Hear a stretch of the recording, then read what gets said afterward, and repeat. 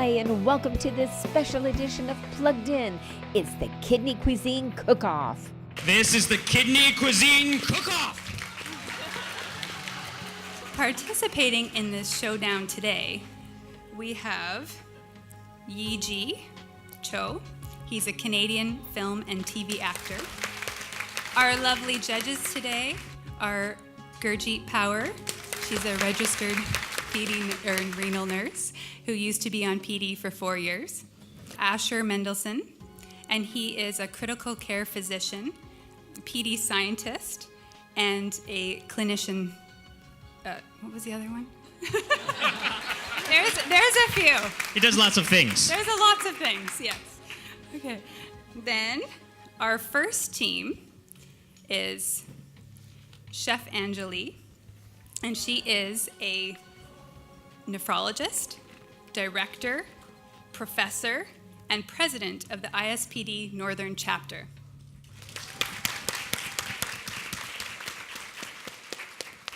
Next to her, we have Jeff Pearl, who's a nephrologist, and he also has lots of things behind his name, but we don't want the session to go too long.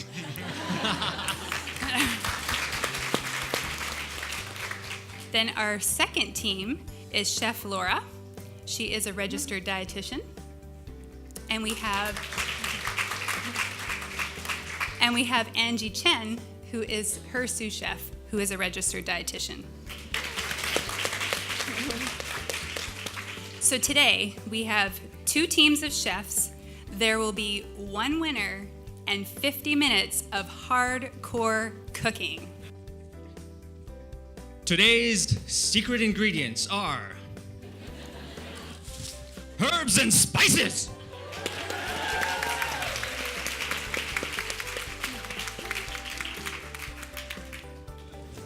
Chefs, using these flavorful ingredients, you have 50 minutes to make 2 dishes. The foods that you make need to comply with the PD guidelines. You must offer a high protein food, high and low potassium foods. They must be low in salt, not have any phosphorus additives, and must be rich in flavor. So now, teams with a creative mind and an empty stomach, I say unto you in the words of my dietitian, Allez cuisine!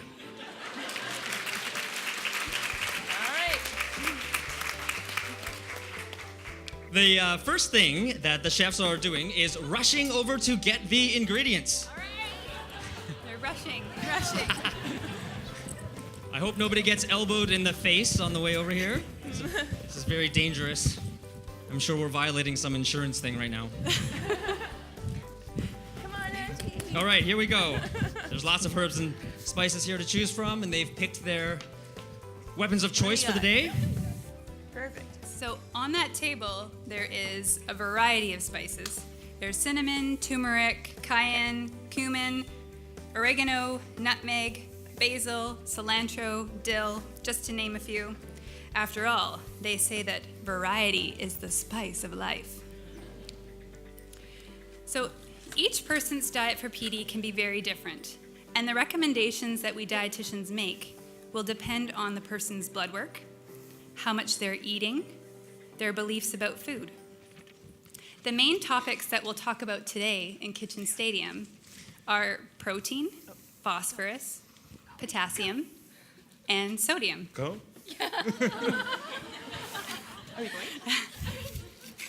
As many people who are doing dialysis also have diabetes, the chefs will make their recipes appropriate for people with diabetes as well. It is very common for people who are doing PD to have hypokalemia or low potassium because PD removes potassium, and it often removes more potassium than hemodialysis does. Half-cup servings are typically used to determine if a food is high or low in potassium. A very high potassium food has more than 350 milligrams of potassium per serving. A high potassium food is 201 to 350 milligrams per serving. A medium potassium food or beverage is 101 to 200 milligrams per serving. And low potassium is less than or equal to 100 milligrams of potassium per serving. Judge Gurjeet, what are some of the high and low potassium ingredients that you see the chefs are using today? Well, I see a bowl of avocados on Chef Anjali's table over there, and a whole lot of potatoes on Chef Laura's table over there, both very high in potassium. Some of the low potassium foods I see are the onions, the green peppers, the red peppers, and the cucumbers. Here is a little known fact about potassium as well as President of the United States, I am. POTUS, I am, potassium. A for effort. Chairman, don't quit your day job, whatever that is. Chef Laura is preparing some potatoes. The potassium content of a potato depends on how it's prepared. One medium baked potato with the skin on contains approximately 920 milligrams of potassium. Thank you. And 1/2 cup serving of double-boiled or soaked potatoes contains only approximately 200 milligrams of potassium. Some vegetables are low or medium potassium when they're raw, and they're high potassium when they're cooked. So not everyone, though, on PD can unfortunately eat as much potassium as they like, though. There are still some individuals who need to limit high potassium foods. Take this all with a grain of salt. I mean pepper. Chef Anjali, it looks like you've been adding bell peppers, garlic, cinnamon, turmeric, and salt. Did someone say the S word? I thought I heard the S word. I thought this would be a no-no. However, she is only adding a small amount of salt, and when you calculate how many milligrams of sodium there are in each serving, it's minimal.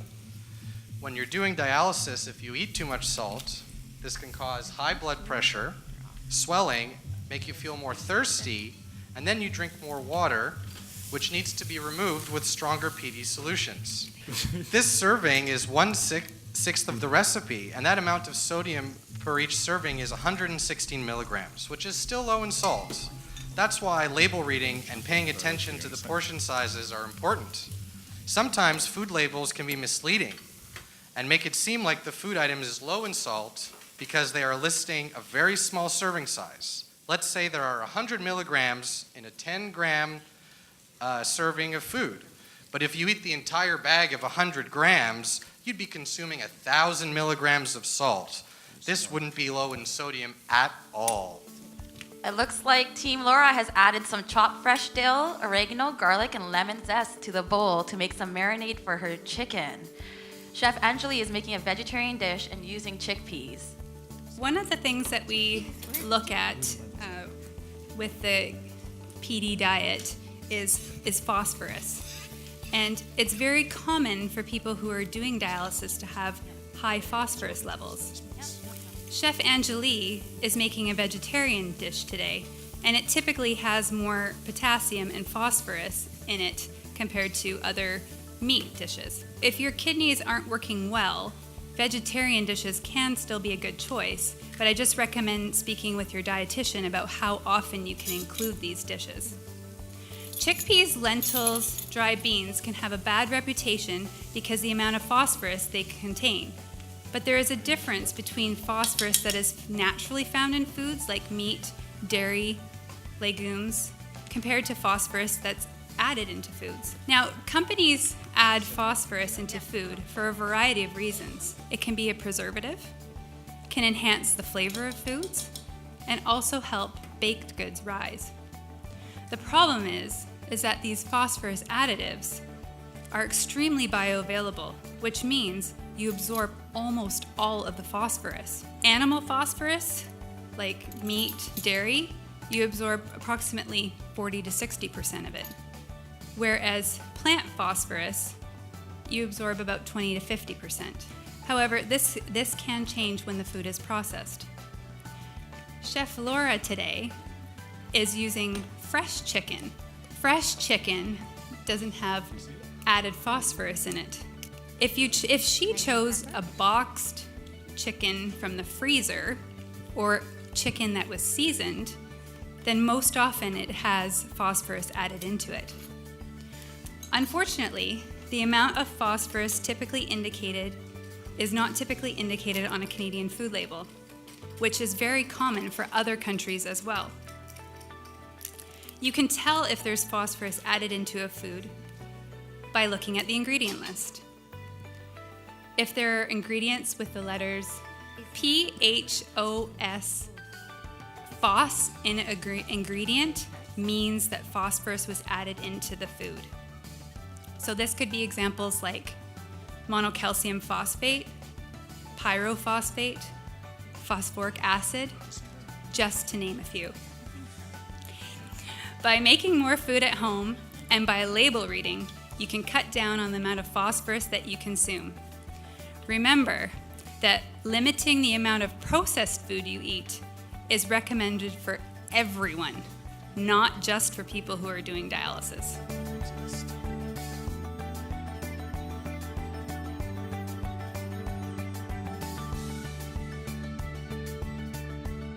Look at the skill with which our master chefs are doing that. There, we've got some guacamole going. It looks like right there. A fun fact about avocados is that once you peel the darker skin from the avocado, they are green on the inside. And it makes preparing them that much more of an exact science. You really must be a master chef like these people to be able to prepare avocado due to that exact reason, the greenness of it. There is a frenzy of kidney cooking going on right now. Look Chairman. at that. If you're doing dialysis and you're on PD and you're struggling with low potassium, avocado is a great way to increase your potassium intakes. Chef Laura's adding quite a bit of elbow grease over there to the onions. Just making up her jicama salad. Just look at the way Team Anjali is developing the flavors in that pot there. You can almost see the flavors floating out of the pot. Developing flavors is as critical as any Iron Chef knows. The more you can develop flavors inside your meal there, then the more flavor development you get. And that's right, Chairman. We're going to be judging these chefs based on 4 different criteria. We're going to be judging them based on flavor, creativity, presentation, And they must comply with the PD guidelines. The most important judgment of all. Team Laura, I see that you've mixed your dill and oregano in. How do you plan to balance those flavors out? I've never done that before. I plan to balance it very precariously.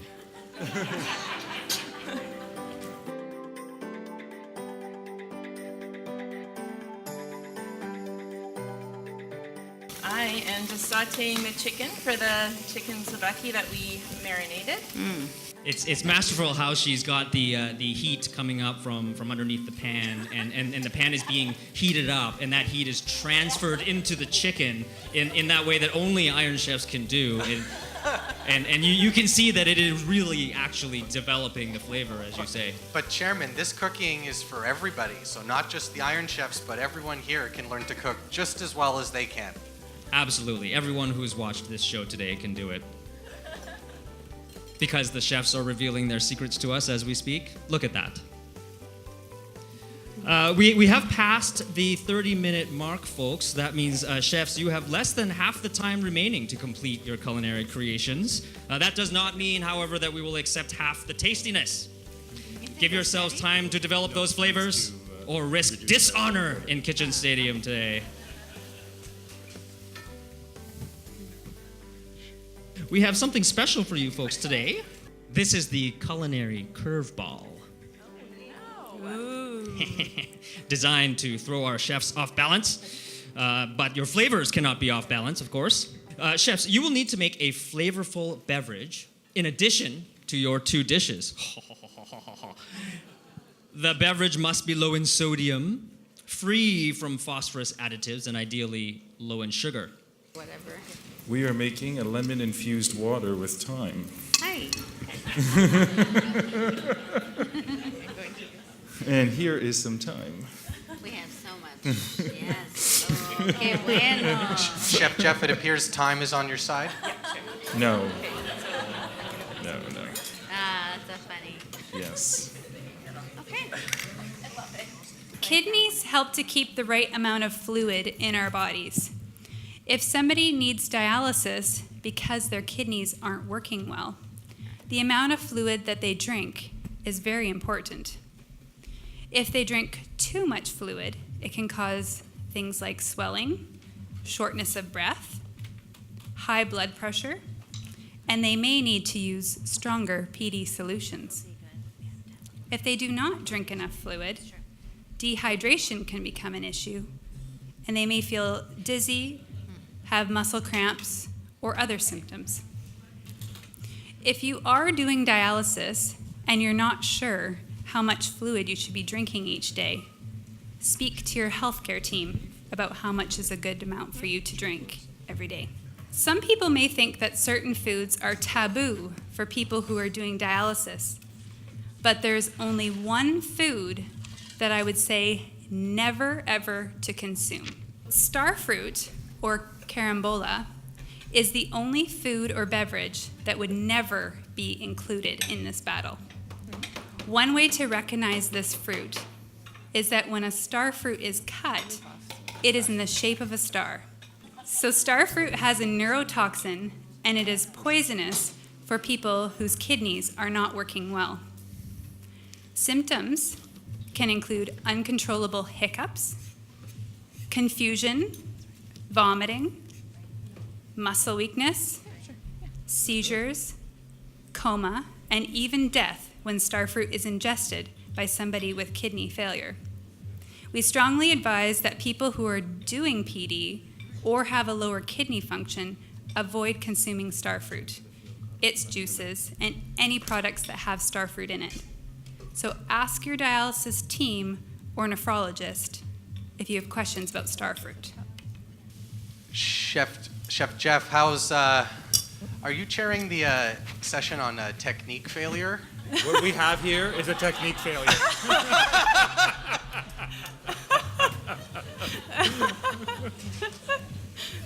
I am going to plate the guacamole.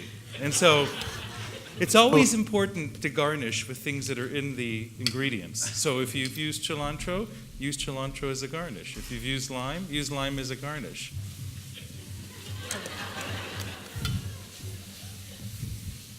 People who are doing dialysis, they have higher needs for protein, and this is because dialysis takes out some protein.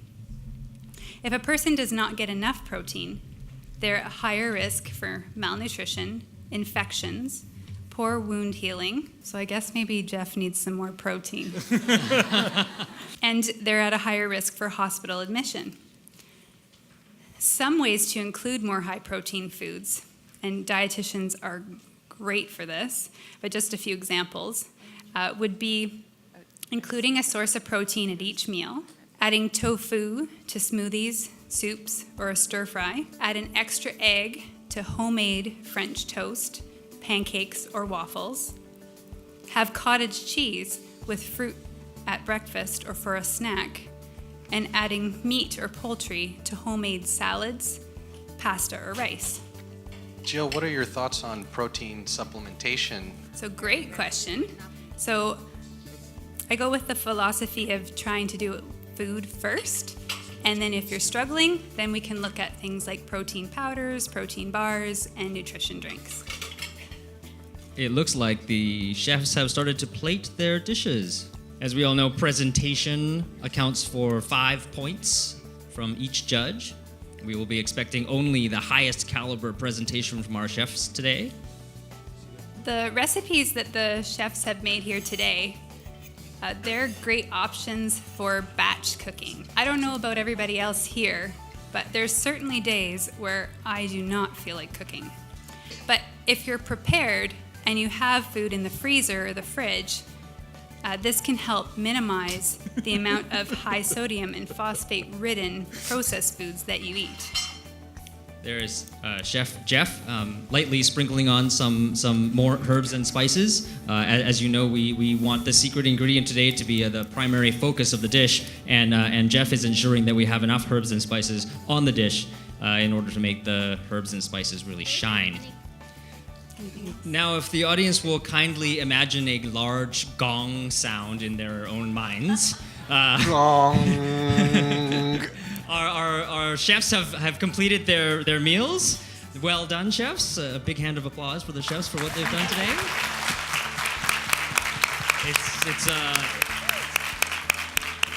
It's a lot of pressure cooking in Kitchen Stadium. They've done a great job.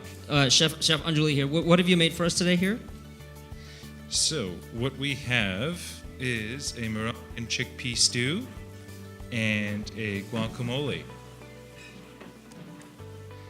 Elaborate. Can't wait to try it. What was in the guacamole?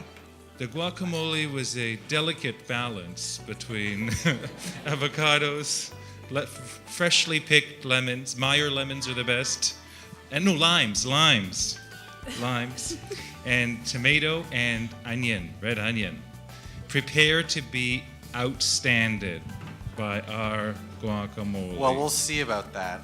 And you know what they say, when life gives you avocados, make guacamole.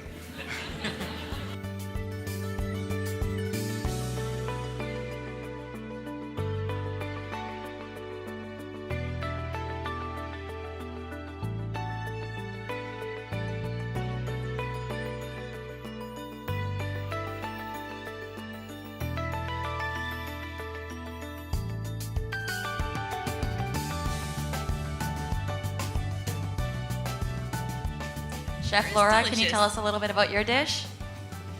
What we made here is a chicken souvlaki with a cucumber salad. And our chicken souvlaki has a little bit of a twist. We wanted it to be higher potassium. So instead of putting the souvlaki with the typical pita, we swapped it for some roasted potatoes. So that will increase the potassium content. And the other thing we made is a carrot and jicama salad.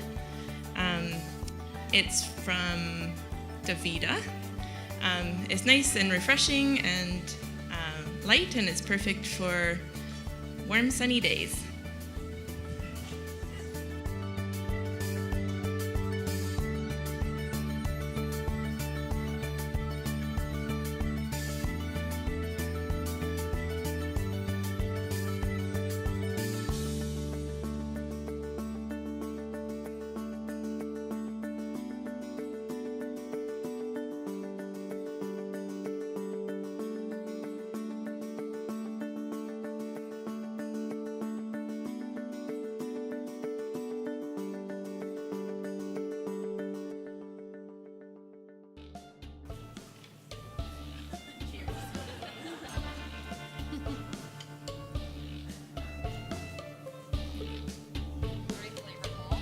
A joyful jumble of flavors. Would you agree? I would agree. Chicken is juicy. It's just the perfect balance of sweet and savory. Fresh twist on the dill. The spices are coming out very nice.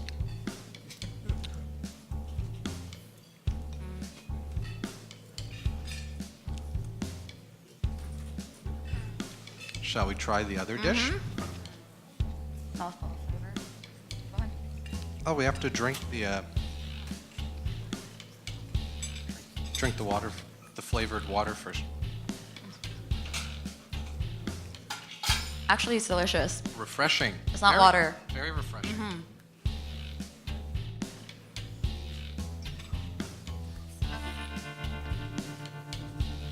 Presentation's fantastic.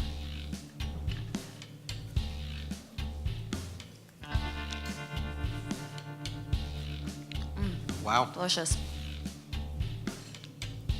The zesty flavor.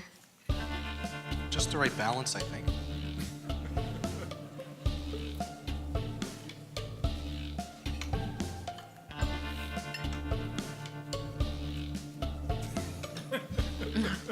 I just can't get enough of it.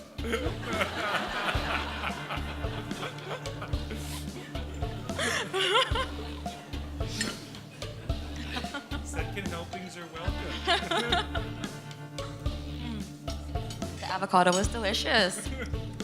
I thought so too. Guacamole, not avocado. Same thing. It's about building it up, I think. I agree. And the stations are looking Like they've been used. like they've been well used. Oh, let's try their drink.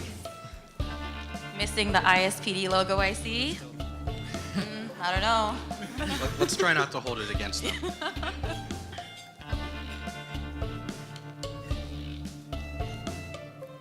Lemon water.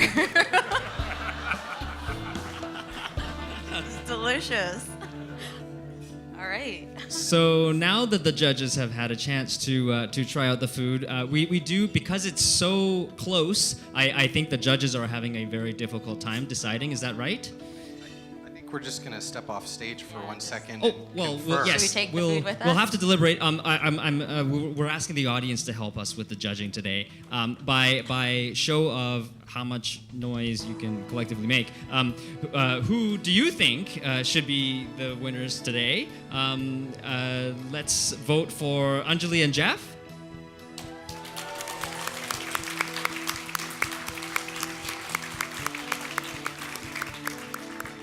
And now let's vote for Laura and Angie. Okay, we'll have to deliberate with the judges. Deliberate. Oh, wow, zesty. Lemon. Drink. Yeah. I don't know. Okay, the judges have spoken, and the winner is... It's a tie! Can you believe it? I guess everyone wins when the meal is kidney friendly. The information in this episode is not applicable to everyone, and it's not meant to replace the advice of your healthcare team. If you do not have a dietitian, in BC, you can call 811 to speak to a dietitian through HealthLink BC. The eggplant has 100 milligrams of potassium, and the okra has 160. So the okra actually has slightly more potassium. Yeah, great. And I'm actually a member of Okra's book club. Ha ha.